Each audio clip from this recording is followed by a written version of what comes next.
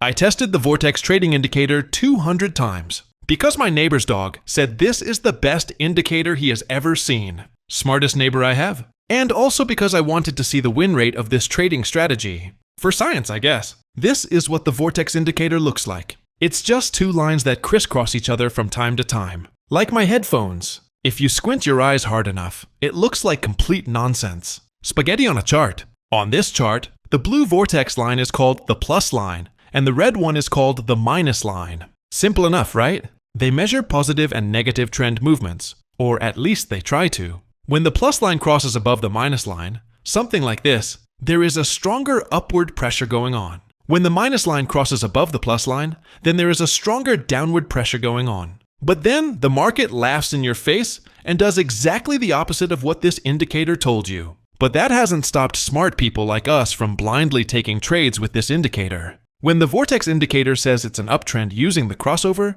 people buy at the closing price of the candle. And then they start praying. As for the stop loss, we will use the parabolic SAR indicator. It shows dots above and below the price at a distance. This makes it an excellent stop loss indicator. So, in a long setup, we will buy and set the stop loss below the parabolic SAR indicator. Something like this. As for the profit target, I set it at 1.5 times the stop loss distance, or used a 1.5 to 1 reward to risk ratio. But we can't take any random crossover entry. I mean, it would be bad manners, wouldn't it? If we take entries at all Vortex crossovers, we might end up taking trades against the long-term trend. What's that saying? Trend is your girlfriend or something? So I added a 200-period exponential moving average to the chart and only took buy trades if the price was above this moving average. This makes sure we only take buy trades in a long-term uptrend, filtering out the trash. Similarly, when the minus vortex line crosses above the plus line, we will make sure the price is below the 200-period moving average and then take a short trade.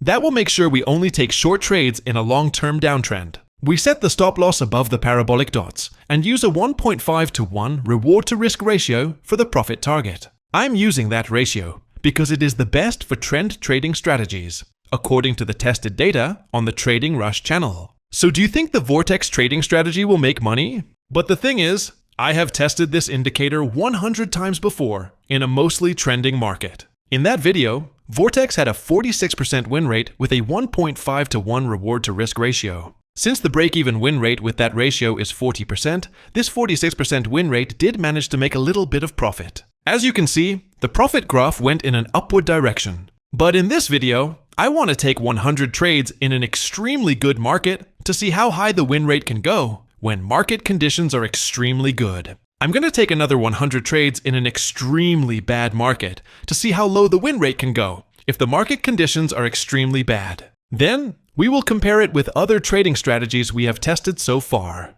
Who sucks less? But for the extremely good and extremely bad market, I went to the gold USD one-day time frame and added a 9-period exponential moving average to the chart. Since gold USD has been moving in an excellent uptrend, even in the long run on the one-day time frame, I considered price movement that was clearly above the 9 EMA as strongly trending. This is where I did the extremely good market test. If the price was not clearly trending above the 9 EMA, or was ranging, choppy, or just bad for a trend strategy, I saw it as a bad market and drew red boxes around that movement. I did the bad market test in those red boxes, like walking into fire. But I only did this good and bad market filter on the one-day time frame. The entry time frame, where I took trades with the Vortex indicator, was 30 minutes. This is where I have tested other strategies as well. So here's what happened when I took 100 trades with the Vortex indicator in the extremely good market. Well, the profit graph started to move up pretty strongly from the start. However, the quality of trades was kind of low.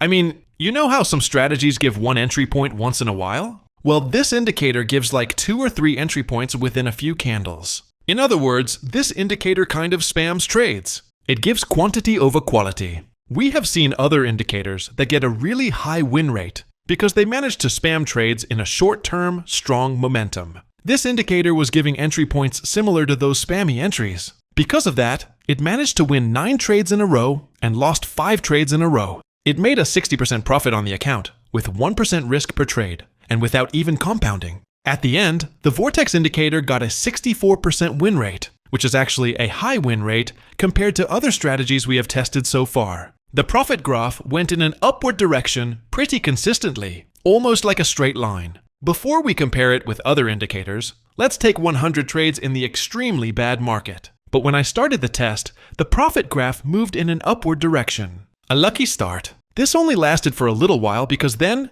it moved down, like a downtrend, back to reality. And near the end, the profit graph moved in a sideways direction. It lost 10 trades in a row and only won 5 trades in a row. It lost 7.5% of the account, without compounding. In the end, Vortex got a 37% win rate in the bad market, which is below the 40% break-even point. The profit graph is slowly moving in a downward direction, but overall, it doesn't look as bad as some of the other strategies we have seen in this testing series. So, let's give it a TR score, or the Trading Rush score, and compare it with other strategies. In the mostly trending market, the Vortex Indicator had a medium score in every category. I mean, it had nothing special going on, just an average strategy that made money slowly. Its total TR score was 29.3. For comparison, the lowest TR score in the mostly good market is 14.5, and the highest score is 38.8. But in the extremely good trending market, the Vortex Indicator strategy gets an 8 out of 10 in the win rate category, which is actually a really good score. It's the third highest score we have seen so far in the extremely good market series. The easy-to-use score stays the same at 6.5 out of 10. Its reliability score is 6 out of 10. But since it spammed trades many times, it will not get a high score in the reliability category. Since the profit graph went in an upward direction pretty nicely compared to other strategies, it gets a 7 out of 10 in the consistency of profits category. That's a nice score. In the quality of trades category, it gets an 8 out of 10, which is also a high score. But there are strategies that got a higher score, even with a lower win rate, because they didn't give entry points in a spammy way. That brings the total TR score in the extremely good market to 35.5. Out of all the strategies we have tested so far, it ranks 7th from the top in the good market. But in the extremely bad market, the Vortex Indicator gets a 3.7 out of 10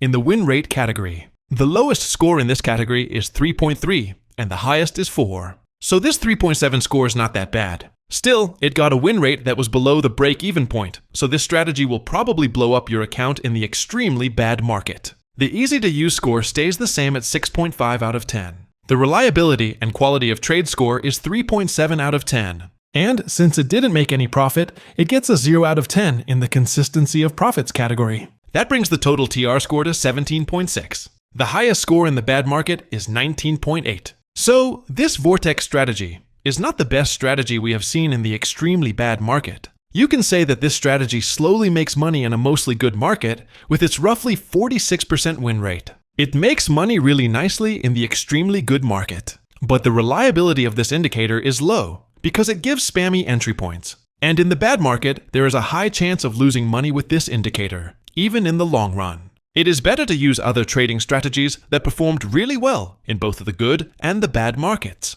Thanks for watching!